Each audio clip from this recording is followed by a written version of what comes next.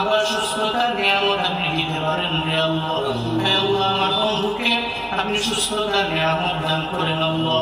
পরিপূর্ণ নসিব করে আফিয়ত আজলা কামিলা নসিব করে দেন হে আল্লাহ। ইয়া শাফি আল আমরাজ اشفي مرضانا ومرضى المسلمين جميعا.